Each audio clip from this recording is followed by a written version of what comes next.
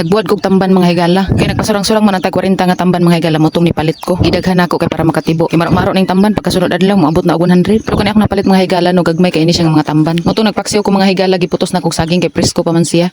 Unya kay daghan pa man gid siya kayo kay grabe man kagagmay. Mo tong nakaplano ko nga maglahi kay para akong himo og buwad. Wa pa jud ko sukad-sukad nakahimo og buwad nga tamban mga higala mao tong nagpractice ko. Dala na po ni tipid-tipid ning ato kay syempre abi pa lang kwartahan. Hanray na sa amo no handra. Pero bitaw mga higala kay hilig man tagbuwad di maghimo tagbuwad. Pila ra ko ilad-ilad sa tong dila mga higala para mulabtik malamoy. Kani akong gihimo nga buwad mga higala mo gunahon ni parata. Mao nang mag-testing ra gid ta mga higala no. Makakumbati pa tagkaon og buwad karon mga higala kay napamanta diri ano. Kay basin pun makaabot sa ilang kalibutan na unsaon na lang. Dira ba gid mo angay og bulad mga higala no kay bahuan ko no siya. Bigsa unsaon pa na nimo patesting mga higala di gid mo testing. Mo nang karon tirada sa tabing. Bitaw mga higala daghan kay kog mga butang nga gusto nga matistingan. Pero kung pinakauna gid ang mga higala ang katong mga butang nga pwede ta mo earn. Kay syempre daghan kay tagipanginahanglan sa matag adlaw mga higala. Kay pinaka-importante ng butang gyud mga higala ang matagbo ang atong mga needs sa matag adlaw. Kay kanang atong once mga higala moabot ra ang panahon nga makuha gyud na nato. Syempre inubanan sa mga pag-ampo. Kay pinakaunang butang gyud mga higala no nga provide nato ang pagkaon sa atong pamilya. Dili na nato kinahanglan mga higala nga mosabay ta sa unsay trend karon sa kalibutan. Kay dapat magpalahi ta mga higala. Kay gi-remind ta sa Ginoo mga higala no sa Romans 12:2 nga dili ta kinahanglan mo conform sa pattern sa kalibutan but be transformed by the renewing of your mind. So ato gintugutan ang Ginoo mga higala no nga mobag-o sa atong mga panglantaw no. Kay kung mo-conform ka sa kalibutan mga higala it will consume the way you think mga higala. Mao nang dapat careful gid ta mga higala. Pero bitaw maoro to akong ma-share mga higala no. Unya shout out dai ko sa akong miga diha sa Taiwan, Bernadette. Unya shout out pud ko sa akong higala diha sa Tagbuyakan City, Aniling. Yes ning nag-video na gid ko ning no. Dana ning lingaw-lingaw og buhay-buhay ang ato ning. Pero bitaw og nahuman ninyo ang video mga higala palihog kog comment diha sa ubos ni. Salamat sa paglantaw no. Palihog kog like and share. Salamat sa paglantaw. Bye and God bless.